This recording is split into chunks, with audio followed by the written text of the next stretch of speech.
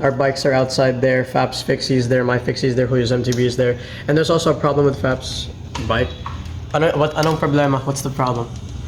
I don't know anymore. So these are our bikes right here. We got the Stealth, we got the SGM, we got the Pro Max. And the problem is...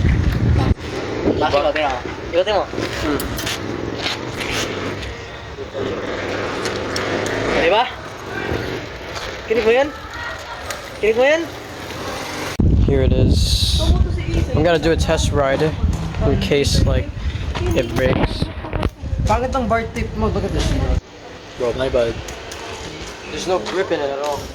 Let's try this. Bro, the shadow. Ganun talaga yan. These straps are also pretty good.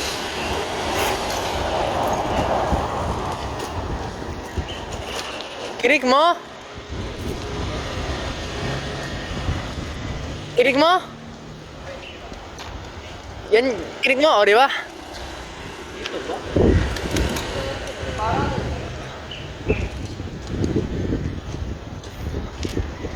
Bro.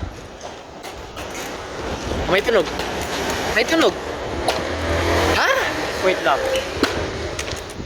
It's not coming from the drivetrain. Parang nandito. Oh, yan. Yung chair. It's the chair. Yung chair, okay. Yung chair na? Yep, we figured it out. It's the chair that's making all the noise. It ain't the drivetrain. Sure, chair? Ulit mo. It's the chair. Sure ka? Yeah, this is fine. When you spin when you spinned it earlier, diba? I didn't hear anything coming out of the drivetrain, so it's fine. So the problem is either the seat post or the seat clamp, so it should be okay. So yeah, problem solved. Compared to this beauty, no, I'm joking.